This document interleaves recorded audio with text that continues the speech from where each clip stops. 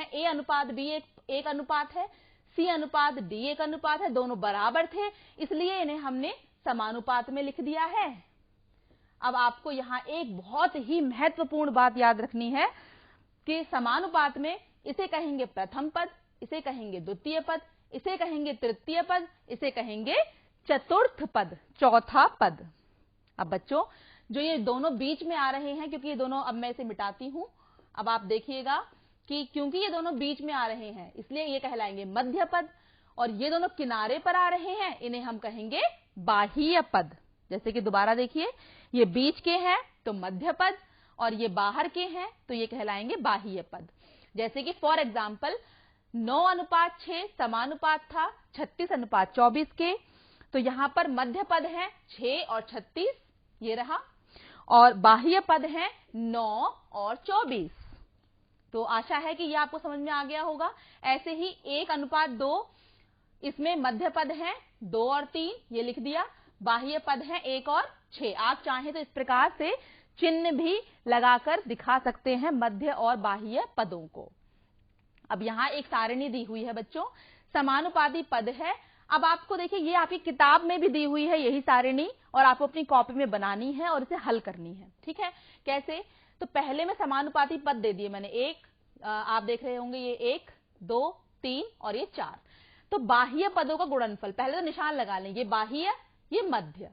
बाह्य पदों का गुणनफल 1:8, अनुपात नहीं, 1 × 8, जो कि आएगा 8। इसी प्रकार से ये दोबारा आ गया है, कोई बात नहीं। ऐसे मध्य पद में 2 और 4, 2 चौक 8 आ गया, दोनों बराबर आ गए। दोनों कैसे आ गए? बराबर। तो क्या ये दोनों बराबर है? बाह्य पदों का गुणनफल मध्य पदों के गुणनफल के बराबर है। हाँ, अगले सवाल की बात करते हैं। ये बाह्य पदों का गुणनफल यानी 5 और 18, 5 × 18 आ गया 90। मध्य पदों का गुणनफल यानी 6 और 15 यानी कि आ गया 90। क्या ये बराबर है? हाँ। अगला देखिए 3:4, अब इसमें बाह्य पदों का गुणनफल 3 और 32 यानी 96, और मध्य पदों का गुणनफल यानी 4 और 24 यानी कि 26। और क्या ये बराबर है? हाँ। अगला सवाल देखिए 2:5 समानुपात है 4:10 के, तो यहां बाह्य पद 2 × 10 यानी 20, और मध्य पद 4 × 5 यानी कि 20। क्या ये दोनों बराबर हैं? हाँ जी, बिल्कुल बराबर हैं। तो आपने क्या पाया?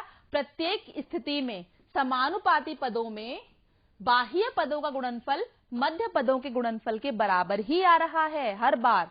तो इससे हम बच्चों इस निष्कर्ष पे पहुंचते हैं कि बाह्य पदों का गुणनफल मध्य पदों के गुणनफल के बराबर होता है। एक सवाल के माध्यम से इसे हल करते हैं। क्या 30 सेंटीमीटर का 3 मीटर से और 18 सेकंड का 5 मिनट से अनुपात समानुपात में है?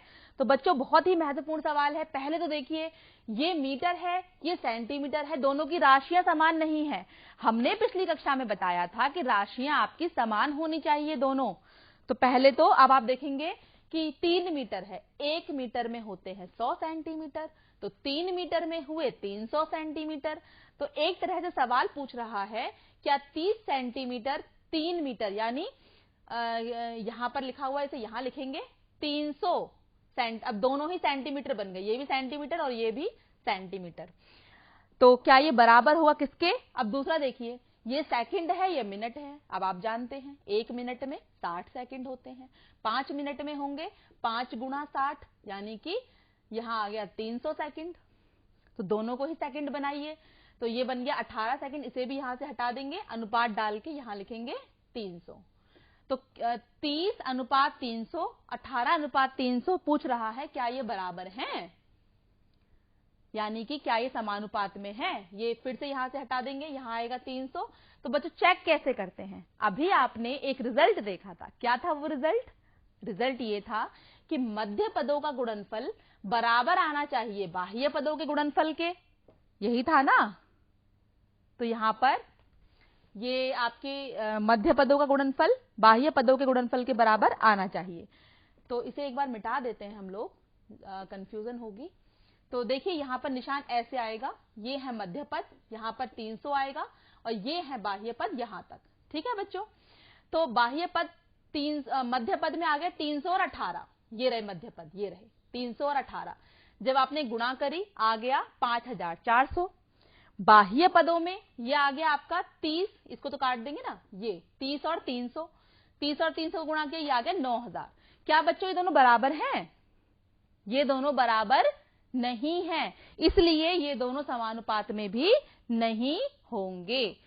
यहां लिख देंगे मध्य पदों का गुणनफल बराबर नहीं है बाह्य पदों के गुणनफल के, इसलिए ये 30 सेंटीमीटर का 3 मीटर से, 18 सेकंड का 5 मिनट से अनुपात समानुपात में नहीं है, नहीं इसका उत्तर आएगा। आपको चेक ऐसे ही करना है।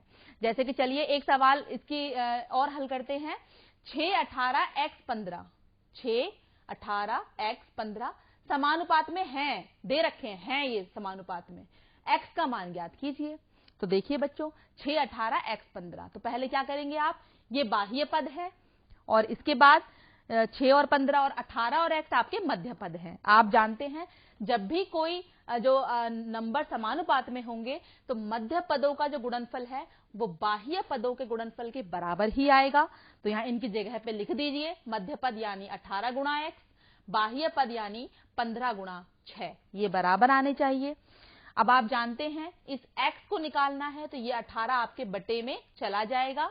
अब देखिए ये किसके पहाड़े में चला जाएगा, 3 के पहाड़े में, 3 पंजे 15, 3 छिंग 18, 6 से ये पूरा कट जाएगा, नीचे 1 बचा, 5 बटे 1, इसको हम लिख सकते हैं क्या, 5। ये आपका आ गया है बच्चों क्या, 5, x बराबर 5। इस प्रकार से निकालते हैं। एक और सवाल है, यहां 16 8 8 y, देखिए 16 अनुपात 8, समानुपात का चिन्ह लगा के बता दिया कि समानुपात है 8 अनुपात y में। अब ये देखते ही कि समानुपात में है, आपको क्या लगाना है रूल, मध्य पदों का गुणनफल बराबर बाह्य पदों का गुणनफल। ठीक है, तो यहां पर भी हम यही करेंगे। पहले हमने इसको लिखा, उसके बाद बाह्य पदों पर चिन्ह लगाया, मध्य पदों पर चिन्ह लगाया और उसके बाद लिख दिया मध्य पदों का गुणनफल होना चाहिए बाह्य पदों के गुणनफल के बराबर, यानी 8 गुणा 8 बराबर 16 गुणा y, लिख दिया। अब बच्चों जो संख्या हमें ज्ञात करनी है उसे हम लेफ्ट ले आते हैं, 16 तो आ जाएगा बट्टे में। अब 8 के पहाड़े में काटा, 8 दूनी 16, आ गया 8 बटे 2, फिर 2 से काट दिया आपने, 2 चौक 8, क्या प्राप्त हुआ, 4, यानी कि y का मान आ गया है 4। इस प्रकार से आप बच्चों अज्ञात राशियां भी इस फॉर्मेट से, जो आपका ये रूल है समानुपात का कि मध्य पदों का गुणनफल बाह्य पदों के गुणनफल के बराबर आता है, इससे आप इसे निकाल सकते हैं अज्ञात राशियों को। यहां पर एक सवाल और है हमारे पास, चलिए देखते हैं। एक दुकानदार 150 रुपए में 10 किलो टमाटर बेच रहा है, दूसरा दुकानदार x किलोग्राम टमाटर 120 रुपए में बेच रहा है। यदि दोनों दुकानों पर मिल रहे टमाटरों का भाव एक ही है, टमाटरों का भाव एक ही है, तो बताइए x का मान क्या होगा। है ना अच्छा सवाल। तो हमें दूसरे दुकानदार x किलोग्राम, मतलब पता नहीं कितने किलोग्राम टमाटर हैं, 120 में बेच रहा है, लेकिन रेट सेम है, भाव सेम है, ये रहे टमाटर। तो यहां पे इसके हल करने के लिए बच्चों क्या करेंगे, हम लिख लेंगे एक तरफ भार एक तरफ मूल्य। तो भार यहां 10, पहला जो दुकानदार है वो 10 किलोग्राम, यहां पहले का भाव है, यहां बच्चों ये पहले वाले जो आपका फर्स्ट दुकानदार है ये उसका भाव है, ये सेकंड का है। ठीक है, तो 10 किलोग्राम x किलोग्राम, मूल्य कितना है 150 रुपए 120 रुपए। अब बच्चों भार का अनुपात किसका निकालेंगे, भार का, जैसे हमने पहले भी निकाला था पिछली कक्षा में, 10 का और x का लिख दिया। अब मूल्य का निकालिए, ये मूल्य कितना है, ऐसे ही जाइएगा फर्स्ट का और सेकंड का, यानी 150 और 120। और जब हमने सरल किया, सरल कैसे किया, ऐसे 0 से 0 काटा और दोनों ही 3 के पहाड़े में काट दिए, 15 और 12, 3 के पहाड़े में 5 पे, 3 पंजे 15, 3 चौक 12, यानी 5 बटे 4, जिसे आप लिख सकते हैं 5 अनुपात 4।